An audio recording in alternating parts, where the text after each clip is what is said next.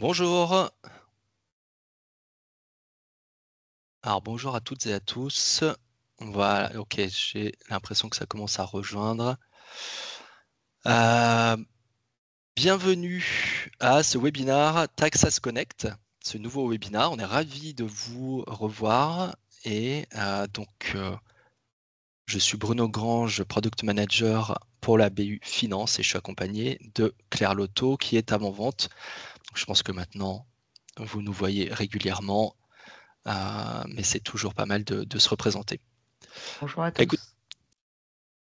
Écoutez, on est ravis de prendre un petit peu de temps avec vous pour vous parler donc des dernières nouveautés, de la dernière release, vous donner un maximum d'informations comme d'habitude, recueillir également vos réactions, vos questions. Comme d'habitude, on vous enverra un petit sondage à la fin. On essaiera également de répondre à des questions que vous pouvez nous poser sur le chat. Donc voilà, à l'agenda, un retour sur la release Spring, les nouveautés, retour sur le dernier sondage, un focus sur la révision comptable, pour ceux parce qu'il y en a certains d'entre vous, on est persuadé que vous ne connaissez pas ce module, enfin cette solution, qui est vraiment une solution à part entière. Ça peut être assez intéressant de vous la présenter. Et puis, en fin de session, Émilie vous présentera la partie accompagnement client. Et donc, on peut faire un retour sur la release Spring et Summer. Émilie, est-ce que je te laisse Oui, prendre la bonjour main? à tous. Je suis désolée, excusez mon retard. Petit problème logistique, excusez-moi. On voulait démarrer en vous faisant un retour sur la Spring 2025 et puis en vous donnant un peu de visibilité vous redonnant de la visibilité sur le calendrier des releases 2025. Donc, concernant la Spring, je voulais revenir dessus puisque sur les précédentes, on a eu des délais qui étaient plus importants que ce qui avait été anticipé précédemment. Mais la bonne nouvelle, c'est que la mise en place des automates dont j'avais pu vous parler dans les précédents webinaires a été complétée. Et donc aujourd'hui, on est sur des mises à jour qui sont réalisées beaucoup plus rapidement, avec les environnements de production notamment qui ont pu être tous mis à jour sur la journée du samedi, à l'exception de BT. Pourquoi EBT a été mis à jour sur un calendrier un peu plus décalé? On parlait d'une nouvelle version, donc avec une mise à jour qui était plus importante et donc un temps d'interruption plus important qui risquait de décaler le planning complet de mise à jour de l'ensemble de nos clients sur le week-end. Et donc, on a préféré opter sur une mise à jour en semaine en essayant au maximum de limiter l'impact. Et donc, pour cela, je vous ai communiqué un planning de mise à jour sur les jours qui suivaient la mise en production de la version Spring 2025. Bruno, est-ce que tu peux passer au slide suivant? Un rappel du calendrier. Donc vous l'avez là, je ne vais pas détailler l'ensemble des dates. Le point important, c'est que la prochaine mise à jour de la Summer sera réalisée la semaine du 26 mai, donc dans un petit mois. Et la mise à jour de votre environnement de production sera réalisée le week-end du 14 juin. Donc, comme d'habitude, on part plutôt sur le samedi, mais on vous confirmera cela dans les semaines à venir, notamment sur la partie et aussi sur la partie mise à jour de la pré-production. Le What's New sera mis à disposition sur le portail client à compter du 19 mai, donc une semaine avant la mise à jour de la pré-production. Et vous avez donc le calendrier pour les versions suivantes, l'automne et la winter. Comme vous le voyez, je vous ai mis un rappel sur les webinars. Donc le prochain webinar aura lieu le 11 juillet et puis le 10 octobre. Merci Émilie. On passe Je t'en prie. aux nouveautés de la version Spring. Claire, je te laisse prendre la main peut-être pour partager ton écran. Oui, Je bien pense que tu as sûr. des choses à nous montrer. Je fais ça tout de suite.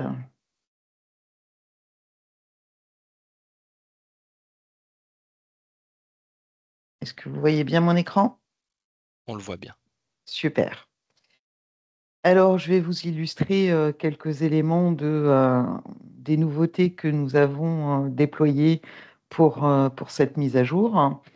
La première nouveauté que je voudrais vous montrer, c'est l'aspect validation des IBAN avec maintenant un envoi par mail qui est disponible.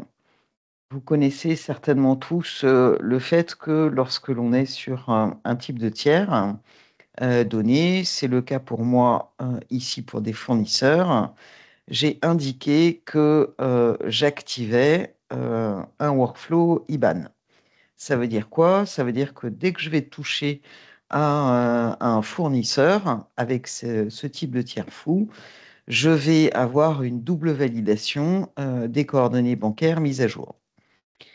Ça veut donc dire que ici, au niveau du paramétrage de la validation des IBAN, j'ai un rôle administrateur. Et pour ce rôle administrateur, j'ai indiqué une adresse mail qui va donc recevoir le mail pour effectuer la validation des nouvelles coordonnées IBAN d'un fournisseur que j'aurais modifié. Vous voyez ici que cette validation, elle peut soit être effectuée par le biais d'un rôle, soit par le biais d'un utilisateur, auquel cas je pourrais mettre le mail de l'utilisateur ici. Je vais donc aller modifier les coordonnées d'un fournisseur. On prend ici un type de tiers. On va modifier, allez, Clavel. Je vais ici sur les coordonnées bancaires.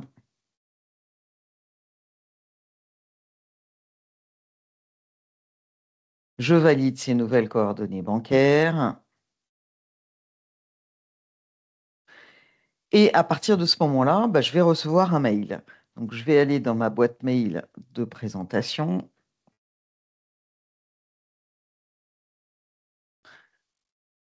Et vous voyez ici qu'un nouveau mail est apparu avec les coordonnées bancaires de mon compte CL001, la raison sociale Clavel, et je vais aller valider ces nouvelles coordonnées bancaires. Donc, je reviens maintenant directement dans Talentia et vous connaissez le principe de la validation. Validation de mes IBAN, je retrouve mon fournisseur Clavel qui est ici présent. Et bien entendu, si je ne valide pas les coordonnées de Clavel, mon fournisseur va rester bloqué au règlement automatique tant que je n'ai pas fait cette action de validation. Donc voilà la première chose que je voulais vous présenter sur la validation des IBAN. Deuxième élément que je souhaitais vous présenter, nous avons effectué des modifications sur les consultations en devises, donc que je vais vous présenter. Je prends toutes mes devises. On sait que quelques devises, alors plus beaucoup maintenant, n'ont pas de décimale. Donc j'ai pris la consultation de tous mes comptes avec toutes les devises, bien sûr, y compris l'euro. Et j'ai un fournisseur pour lequel j'ai saisi des écritures en yens qui est ici. Et vous voyez que pour ce fournisseur avec une contre-valeur en yens, je n'ai pas de décimale. Bien entendu, vous voyez également qu'il n'y a pas de total débit, total crédit et de solde. On ne va pas additionner des choux et des carottes. Donc ça, c'est une modification que nous avons fait dans les visualisations des comptes auxiliaires. Que ce soit avec DTCCA ou DECCA, on retrouve ces modifications. Troisième élément que je voulais vous montrer, alors je vais juste vous montrer l'écran parce que je ne vais pas lancer une génération d'écriture de résultats. Nous avons développé maintenant la possibilité de générer un résultat provisoire. Donc à partir du moment où je vais cocher ici résultat provisoire, la fenêtre de saisie de l'origine pour comptabiliser les écritures provisoires va s'ouvrir. Ça veut donc dire qu'on sera en capacité sur, bien sûr, toutes les écritures qui auront été arrêtées, de pouvoir générer ce résultat provisoire avant la clôture définitive d'un exercice. J'ai rien de plus à vous montrer là-dessus. C'est assez facile à comprendre. Enfin, je voulais vous montrer également un élément qui change au niveau de la génération des fichiers de règlement automatique fournisseur. Donc, j'ai préparé un lot de paiement pour mes fournisseurs que je vais payer par virement. On gère maintenant la notion de virement déplacé. C'est pas ici que je veux aller, excusez-moi, c'est ici. Je retrouve un lot que j'ai généré virement, bien entendu, en devise. Et lorsque je vais vouloir générer la remise, j'ai maintenant de nouveaux champs qui arrivent avec la notion de virement déplacé et la banque d'acheminement, ainsi que la description que je vais pouvoir ajouter au niveau de la génération de ces virements qu'on appelle virement déplacé. Voilà ce que je voulais vous présenter sur les nouveautés. J'ai bypassé les fonctionnalités de saisie des effets. On a simplifié le process de comptabilisation. Il y avait trop de clics à faire pour valider la comptabilisation des faits. C'est la même chose que ce qui a été fait pour la validation de chèques ou de virements. Je pense que j'ai fait le tour. Bruno, Émilie, j'ai rien oublié? Oui, je pense. On a Super. une question claire Oui. de la part de Valérie Pêche. Est-ce qu'on peut mettre plusieurs mails dans le champ email pour l'envoi des notifications sur les IBAN? Alors aujourd'hui, c'est un seul mail. Mais vous avez vu qu'on pouvait le faire par utilisateur. Donc ça peut être une possibilité qui vous est offerte. Je vous Très cède le bien. partage. Merci Claire. Effectivement, je vais reprendre la main. Concernant cette démonstration, est-ce que vous avez d'autres questions? On peut peut-être prendre un petit peu de quelques Oui. minutes si on a des questions sur la partie démonstration des nouveautés. Écoute, a priori, pas de questions complémentaires. Peut-être qu'elles arriveront Oui. sur la fin. N'hésitez pas, si elles arrivent après. Ah, comment Ah, fait-on si. pour paramétrer mail config?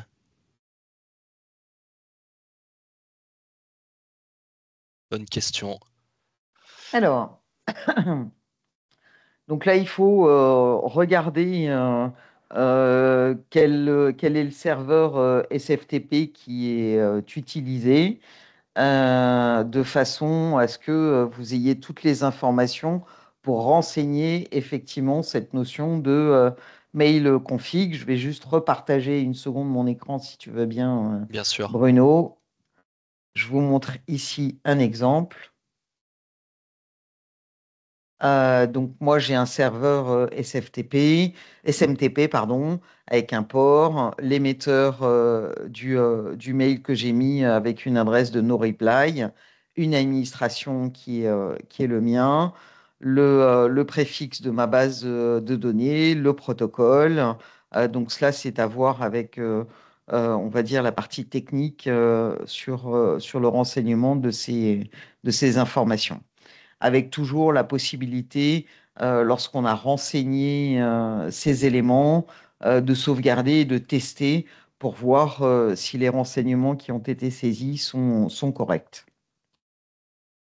Je Alors te juste, rends la main. ouais, juste avant, merci. Juste avant de prendre la question de Caroline sur le résultat provisoire, Valérie, encore une question. Cela fonctionne-t-il en SAS? Oh Je bah il n'y a pas suppose de que c'est raison. par rapport à Il n'y a aucune effectivement tout ce raison. que tu as montré, Je effectivement, pense tout à fait. que, Valérie, pour ce point-là, je pense que vous pouvez ouvrir un ticket sur le portail Zendesk et les équipes support ou les équipes run pourront vous accompagner sur cette partie-là. Et pour répondre à la question de Caroline, vous choisissez le journal sur lequel vous allez générer vos écritures. Et bien entendu, ce sont des écritures que vous allez supprimer puisqu'elles sont évidemment provisoires et elles n'apparaîtront pas dans le fake.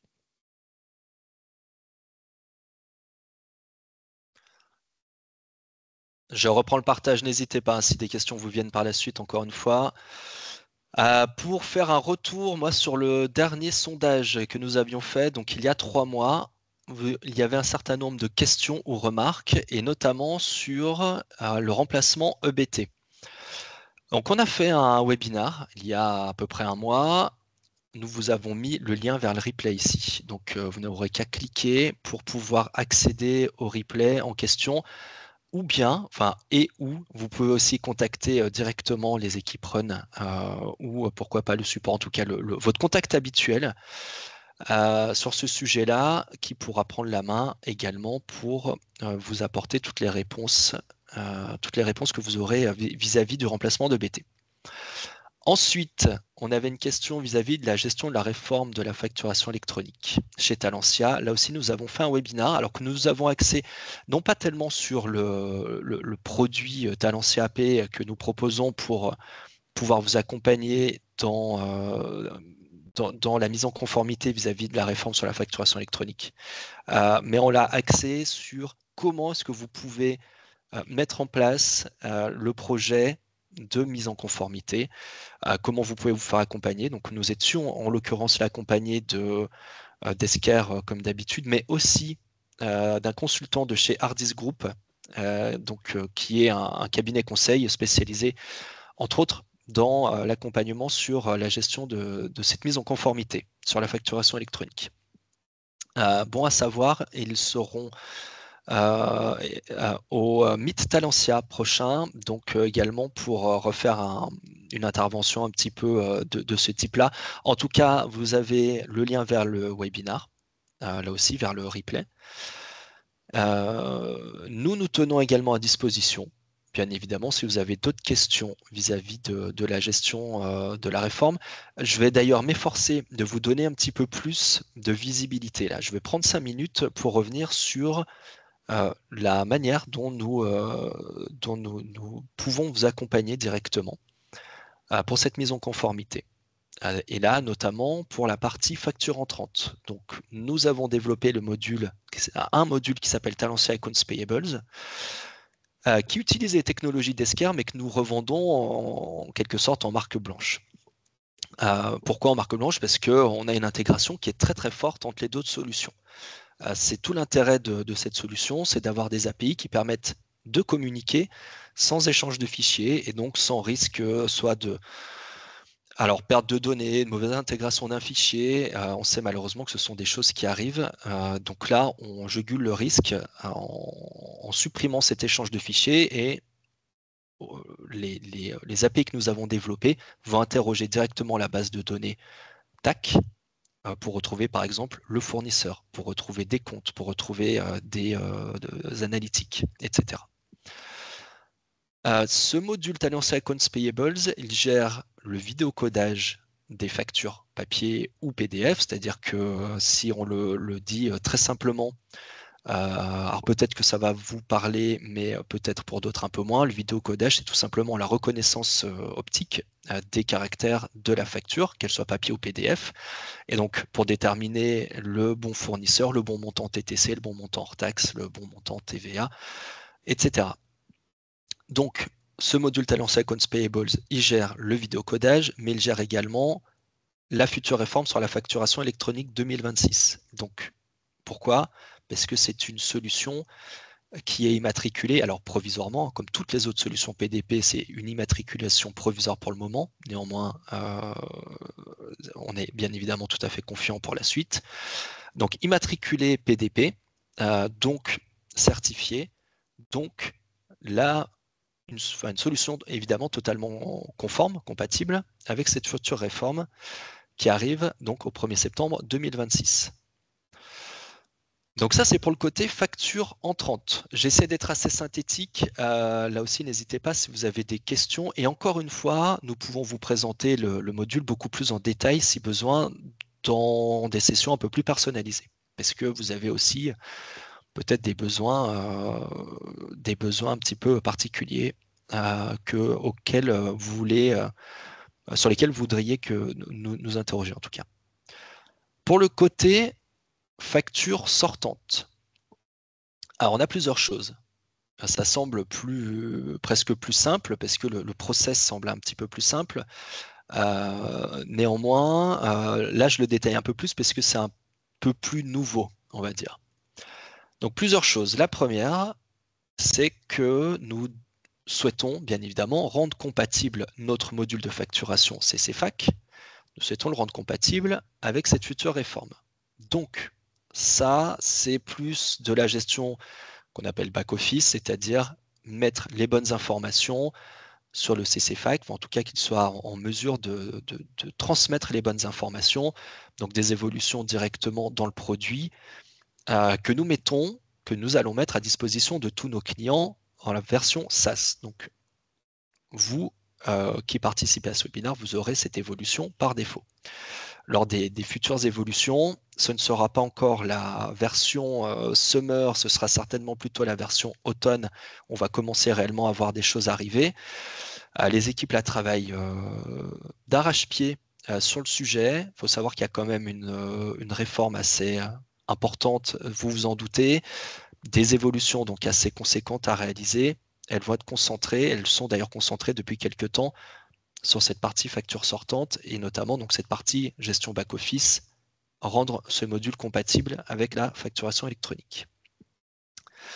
Ensuite, on va vous proposer un module qui va s'appeler Talentia Accounts Receivables, donc Talentia AR, qui va permettre plusieurs choses. La première, c'est de pouvoir générer une facture au format FactureX.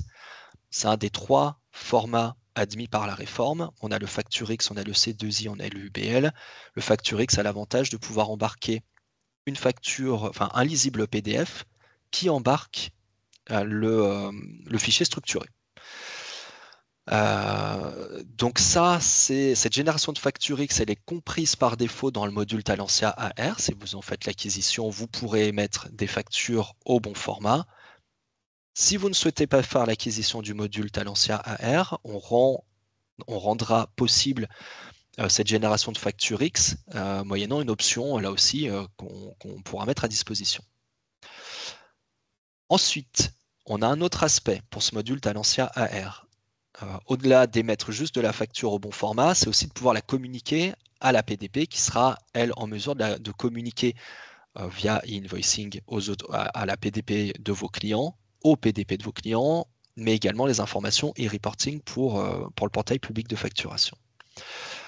Donc là aussi, on va avoir des travaux importants cette année qui vont être réalisés pour gérer donc, ces 2 flux e-invoicing et e-reporting. Évidemment, nous allons prendre en charge tous les flux réglementaires obligatoires, cela va de soi. Et en complément, donc dans cette réforme, pour la gestion du reporting et notamment pour pouvoir calculer la TVA, nous devons faire remonter les données d'encaissement. Il y a la TVA, alors notamment pour les entreprises qui gèrent la TVA sur encaissement. Néanmoins, nous ferons remonter toutes les données liées aux encaissements des factures.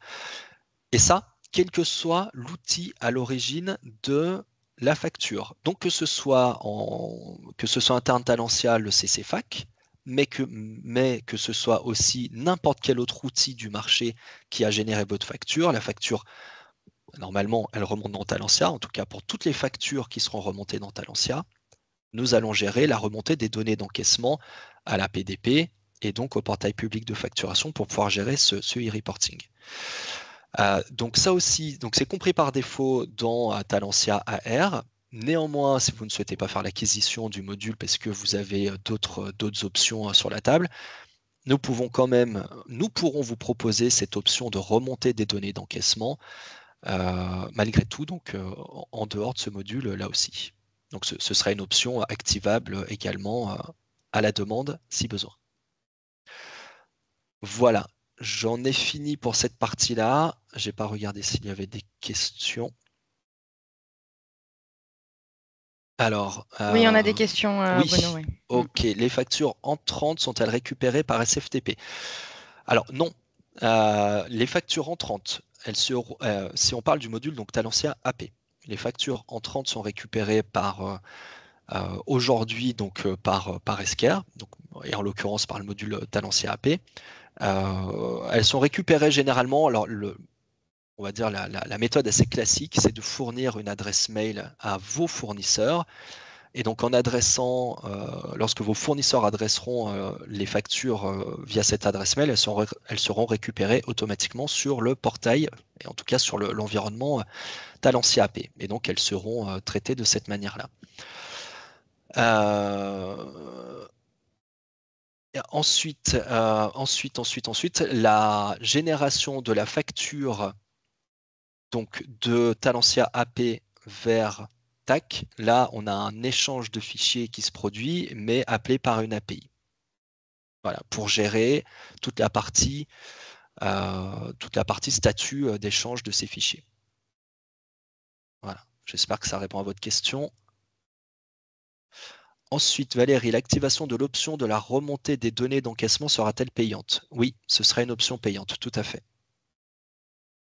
Ce sera une option payante et donc on pourra vous en dire un peu plus plutôt second semestre de cette année, où on commencera à établir, à vous donner le catalogue lorsque nous serons plus avancés sur les développements. Oui, c'est une obligation réglementaire. Néanmoins, nous tenons la comptabilité. Donc ça, c'est de notre ressort. Donc si je reviens sur cette partie-là, nous mettons à disposition toutes les informations réglementaires. Voilà, donc vous les aurez. Elles sont gérées dans l'outil. Néanmoins, la remontée de ces données, elles sont gérées par une PDP. PDP, comme vous le savez, nous, en l'occurrence, nous serons connectés à Esker. PDP qui ne fait pas ça gratuitement, puisqu'il y a des échanges de fichiers, il y a beaucoup de développement de leur part pour une mise en conformité, une immatriculation. Donc tout ça a un coût. Et évidemment, après, rien n'empêche de faire remonter via des interfaces que vous pourriez créer ces données. Néanmoins, la solution qu'on propose est une solution développée, totalement intégrée, maintenue et qui suivra les évolutions réglementaires. Non, le fichier à remonter ne sera pas disponible en standard, ce sera bien ça qui sera une option payante.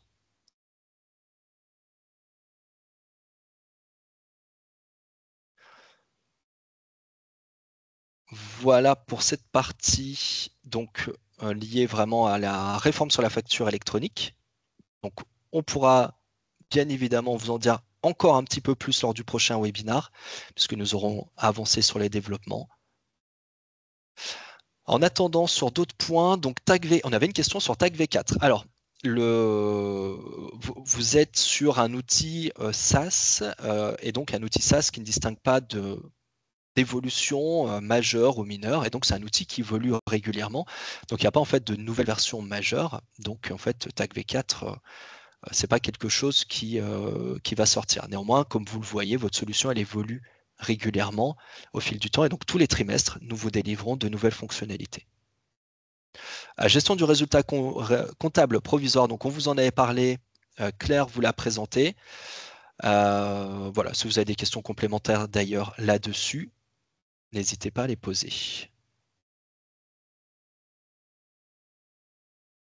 Eh bien, Claire, je peux te rendre la main pour le focus sur la révision comptable. Donc, on voulait mettre l'accent sur une fonctionnalité, c'est plus qu'une fonctionnalité, sur une solution que vous ne connaissez peut-être pas et donc qui peut vous apporter beaucoup de choses. On en est vraiment convaincu. Voilà, peut-être que certains d'entre vous la connaissent déjà, voire l'utilisent. Ça pourra vous apporter, pourquoi pas, des éclairages supplémentaires. Et pour ceux qui ne le connaissent pas, on espère un maximum d'informations. Je reprends la main. Vas-y. Je vais vous présenter rapidement, vous me ferez le timekeeper, s'il vous plaît, Émilie et Bruno, pour que je ne dépasse pas. Cette solution, je vais l'appeler solution un peu plug and play. Pourquoi? Parce que tout le monde sait ce que c'est que la révision des comptes. Beaucoup la font par le biais de classeurs Excel qui sont disséminés un petit peu partout sur les postes des utilisateurs ou sur des serveurs. Les mises à jour et la maintenabilité sont évidemment plutôt un peu complexes. Donc, qu'est-ce que nous avons fait? Nous avons développé une solution qui, bien sûr, est une solution collaborative. Ça, c'est la première chose qu'il faut retenir. Mais surtout, qui, j'ai dit qu'elle était plug and play, qui est livrée avec tout le référentiel standard, hein, qui va permettre de mettre en place cette solution très rapidement. Qu'est-ce que le référentiel? On va y aller. Ici, j'ai déjà la liste de toutes les sociétés pour lesquelles j'ai eu une action à réaliser. Je suis plutôt avec un rôle qui est administrateur, hein, et j'interviens dans la révision de plusieurs dossiers sur des sociétés données. Donc sur ce pilotage, je vois un compte rendu assez simple de tout ce qui a déjà été fait par cycle, par diligence, par compte comptable, par feuille de travail. Et puis j'ai ici d'autres éléments qui sont assez intéressants et qui vont me permettre de savoir si des pièces jointes ont été ajoutées, combien de comptes ont été pointés, etc. Donc c'est vraiment un tableau de bord de pilotage des données sur mes sociétés. Donc, je vais pouvoir ici rentrer sur un dossier donné qui est un dossier que je qualifie d'intermédiaire. Vous allez voir la différence entre un dossier intermédiaire sur une période et un dossier annuel à la fin d'un exercice. Je retrouve ici une vision demi-cycle. Je rappelle, ces cycles, ils sont livrés en standard.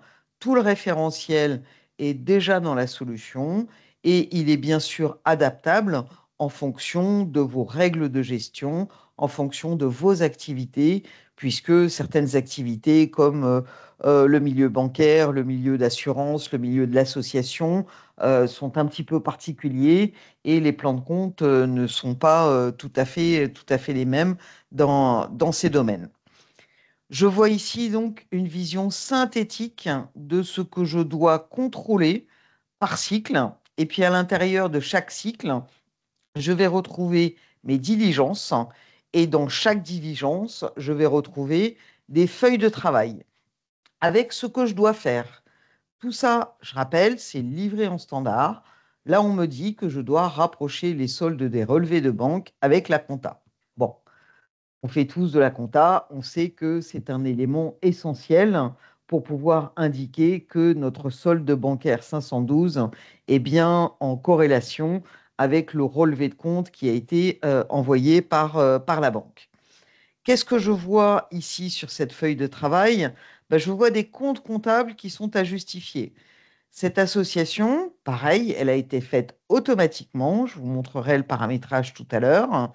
Et tout ce qui commence par 512 a été associé à cette feuille de travail qui est associée à ma diligence et à mon cycle de révision. Là, je vois que pour l'instant, pour la révision de la période du 1er janvier au 31 mars 2025, je n'ai pas fait grand-chose.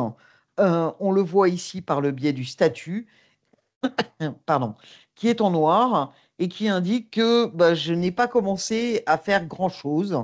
Vous voyez ici la liste des statuts en cours. J'ai commencé à travailler, c'est suspendu, je dois revenir dessus ou c'est révisé. Pour l'instant, je n'ai rien fait.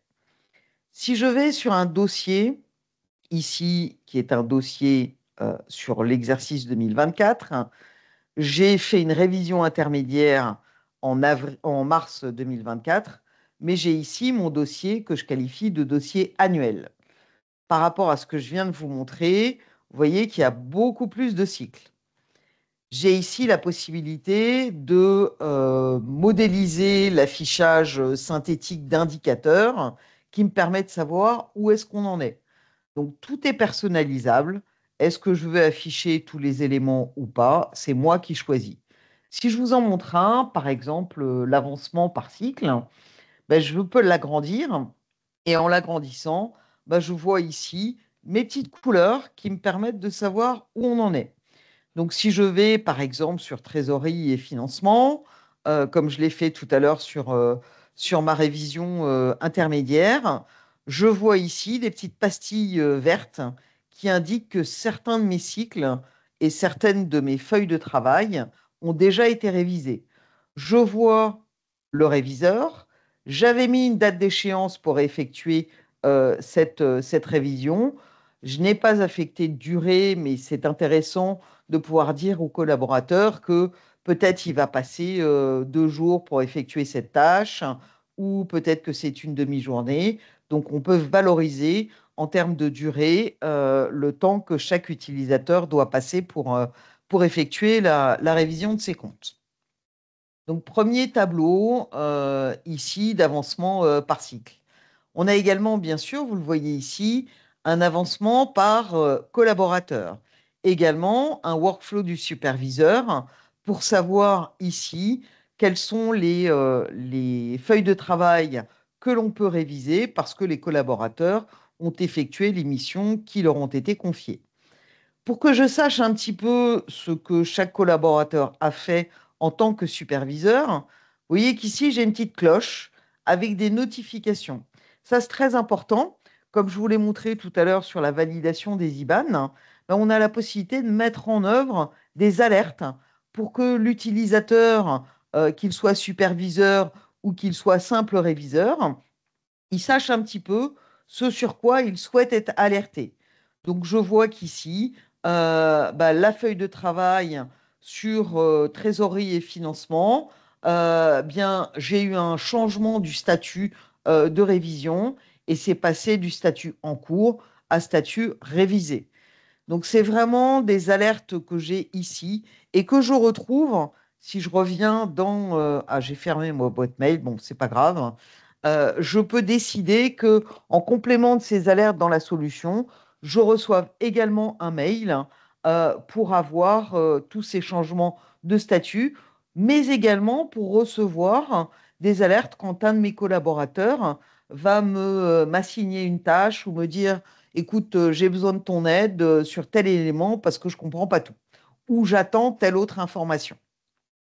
Si je sors maintenant de mes notifications et que je retourne ici dans un cycle de révision sur trésorerie et financement, je retrouve une feuille maîtresse. Cette feuille maîtresse, elle va me dire quels sont les comptes qui sont associés à ce cycle trésorerie et financement. Je retrouve le solde N, le solde N-1, des variations, variations en pourcentage, éventuellement un solde attendu. Alors sur des comptes bancaires, ce n'est pas forcément utile, mais sur d'autres comptes, ça peut être quelque chose d'intéressant avec la possibilité de saisir une valeur. On retrouve aussi nos petits voyants hein, qui nous permettent de dire où on en est dans la révision de ces comptes. On a vu tout à l'heure, le voyant jaune, c'est en cours, le voyant noir, je n'ai encore rien fait. Donc ce visuel, excusez-moi, est assez intéressant.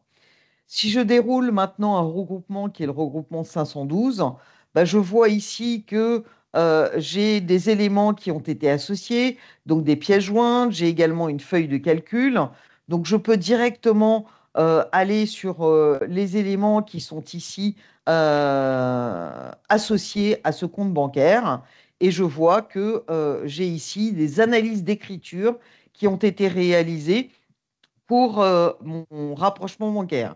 Je peux bien sûr aller voir le résultat des écritures et je sais que là, je fais un drill down directement dans TAC pour avoir toutes les écritures qui ont été comptabilisées dans mon compte LCL. Si maintenant, je vais sur ma feuille de travail directement sur le rapprochement bancaire. On voit qu'ici, elle est en statut révisé. Parce que j'ai les droits, je peux ici la mettre en cours pour dire attention, il y a quelque chose qui n'allait pas dans ce qui a été réalisé. Et puis, je peux parfaitement saisir ici un petit commentaire en disant attention,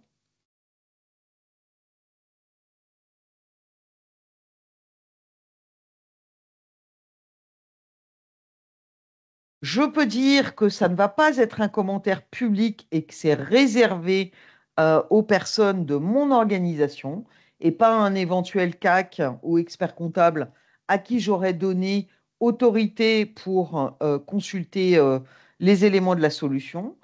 Je peux dire que ça ne va pas forcément aller dans la synthèse du dossier.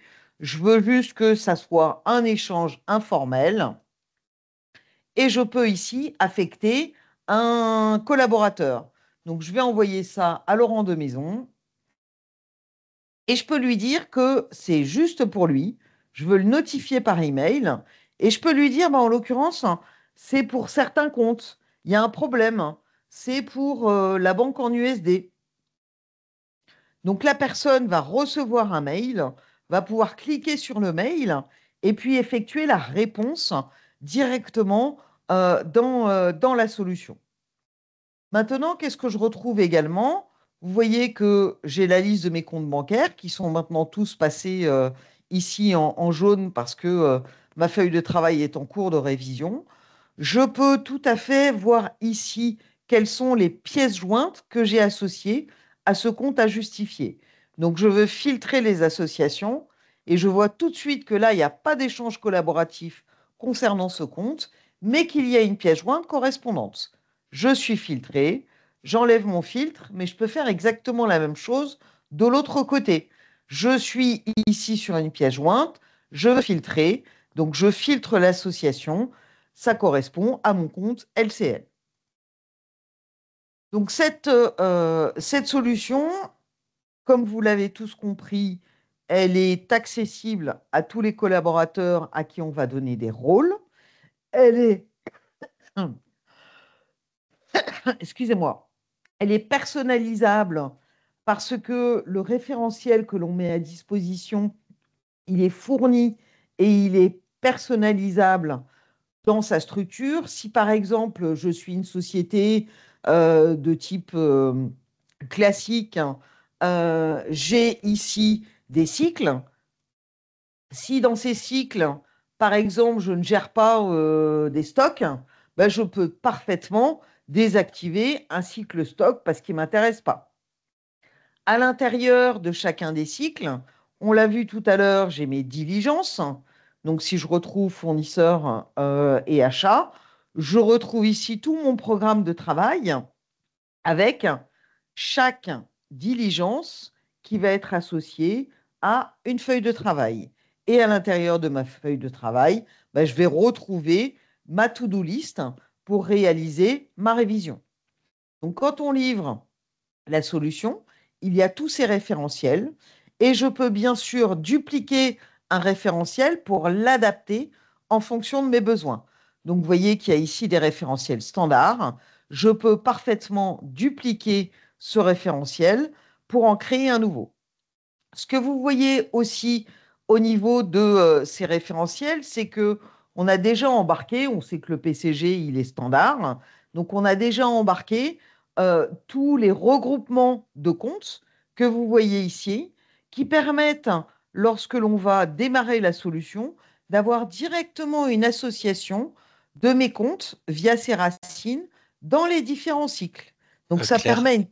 Oui. ouais, je suis désolé, on arrive presque à la fin. Ah, pardon. Bah, tu Ouais, vois, ouais, ouais, fallait que tu m'interrompes avant. non, ben, c'est très bien, c'est super intéressant. Est-ce que tu peux montrer le dossier de révision qui est Bien sorti sûr, peut-être, juste pour bien sûr. conclure? Je suis J'a- désolé de j'allais t'arrêter. finir là-dessus, mais tu as Ok, raison. Donc ici, juste, je finis. Mes comptes sont associés automatiquement. Et effectivement, c'est la dernière chose que je voulais vous présenter. Lorsque je suis sur un dossier, donc soit deux possibilités, je donne accès à des externes à mon application, hein, puisque c'est parfaitement possible et on peut leur donner un rôle uniquement de consultation, mais je peux également exporter mon dossier. Donc, cela veut dire que chacun de mes dossiers, on retrouve la possibilité ici d'avoir un rapport d'édition. Et dans ce rapport d'édition, on va choisir ce que l'on souhaite exporter. Bien entendu, on peut exporter les pièces jointes qui vont permettre de justifier un compte 408, un compte 486, avec différents éléments. Et puisqu'il faut que j'aille vite, on va aller directement sur un export que j'ai réalisé hier. Je crois que je l'ai mis là. Il doit être ici. C'est des vieux, mais c'est pas grave. Il faut que j'aille vite. Alors, je retrouve l'export qui génère un zip et qui va me permettre d'avoir, en l'occurrence, tout un dossier de révision qui est constitué avec cette belle page de garde. Et puis, je retrouve ici mon index. Et cet index va me permettre d'avoir la totalité de mon dossier de révision. J'ai ici ma balance générale qui est exportée. Je vais zoomer un petit peu. Hop. Ma petite balance générale qui est là. Et puis, je vais retrouver chacune de mes diligences, chacun de mes cycles, avec les travaux, les notes de synthèse, les résumés des cycles, les notes de revue, les feuilles maîtresses, mon programme de travail, un planning, parce que j'avais fait un planning, pourquoi pas, mes cycles capitaux propres, trésorerie et financement. Donc, je retrouve vraiment tous les éléments de mon dossier de révision. Voilà, j'arrête de parler parce que sinon, je vais me Merci faire Claire. gronder. Non, mais non, J'arrête non, le partage. c'est extrêmement intéressant et on est content de pouvoir voir et montrer cette belle solution. Merci Claire. On vous enverra d'ailleurs dans les questions savoir vos réactions vis-à-vis de cette solution. Surtout si vous ne connaissiez pas. Je repartage mon écran, donc 2 secondes, on est désolé parce qu'on a quelques minutes de retard, mais Émilie voulait vous dire quelques mots sur l'accompagnement client. Hop, et Merci je Bruno, te je vais laisse vous la main. prendre vraiment quelques minutes juste pour continuer sur la partie révision comptable. Surtout n'hésitez pas si vous êtes intéressé, que ce soit au travers du sondage ou à part, vous pouvez nous contacter si vous avez besoin d'avoir plus de détails sur cette partie révision comptable. Et ça me fait une bonne transition sur le mode d'accompagnement qu'on est en train de mettre en place pour nos clients SaaS. Nous souhaitons, avec le développement justement de notre stratégie SaaS, renforcer l'accompagnement et pour cela, nous avons créé un pôle Customer Success. Qu'est-ce qu'un pôle Customer Success? Un pôle Customer Success, il a deux facettes. Il a donc ce qu'on appelle des Customer Success que vous connaissez aussi comme des business leaders qui sont en charge du pilotage de nos clients, qui vont être impliqués durant toute la vie de nos clients et toute l'utilisation que nos clients ont de nos solutions. Et puis une account manager, donc Marie qui est présente aujourd'hui, qui peut vous accompagner sur des aspects contractuels, sur des aspects justement, si vous êtes intéressé par des modules complémentaires, des fonctionnalités complémentaires. Marie est là pour répondre à vos questions et vous accompagner sur ces aspects-là, aussi sur des aspects contractuels. Nous avons aussi souhaité faire évoluer nos offres d'accompagnement. Donc, certains de nos clients ont aujourd'hui ce qu'on appelle un business service. Un business service, qu'est-ce que c'est? C'est une offre qui permet à la fois d'avoir du pilotage régulier, mais aussi de l'accompagnement métier et de pouvoir faire évoluer votre suite financière avec nos experts qui sont à la fois techniques ou fonctionnels. Nous allons maintenant proposer une nouvelle offre complémentaire qui sera elle plus orientée sur du partage de bonnes pratiques, de l'approfondissement de vos connaissances du produit, de l'évolution du produit, mais aussi d'avoir cette partie pilotage et suivi régulier qui peuvent parfois manquer à nos clients qui ont leur contrat SaaS et uniquement les échanges avec le support. Donc, nous pouvons maintenant vous proposer ce type de contrat qui s'appelle Customer Success. Donc Marie et moi sommes à disposition si vous souhaitez échanger sur ce sujet. Ce sera un sujet qui sera aussi abordé lors du Meet Talentia qui aura lieu mi-juin. J'en profite d'ailleurs pour vous rappeler en effet cet événement qui aura lieu le 17 juin dans nos nouveaux locaux de la Défense. Donc vous avez dû recevoir une invitation à cet événement. N'hésitez pas. Alors, si vous n'avez pas reçu, à nous informer, Bruno et moi, et Marie, pour qu'on puisse vous renvoyer cette invitation.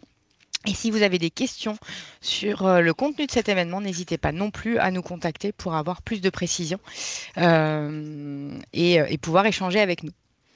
Je vous remercie, je ne vous prends pas plus de temps puisqu'on a déplacé de 5 minutes. Donc, je vous remercie beaucoup. Merci, Émilie. Écoutez, je vois pas de nouvelles questions. Merci, Claire, je vois que tu as répondu à Jonathan. Désolé pour ces quelques minutes de retard. On espère que ça vous a apporté un maximum d'éclairage. Donc, comme d'habitude, on vous enverra quelques questions. Donc, si vous pouvez prendre quelques minutes pour répondre, ça nous permet toujours de pouvoir améliorer la qualité de nos présentations, en tout cas d'être le plus pertinent possible. Donc voilà, on apprécie vraiment vos retours. Merci de votre présence et de vos questions, de votre participation. On vous souhaite une Merci excellente beaucoup. journée. Bonne journée Merci à à tous. tous. Au Au revoir. revoir. Au revoir.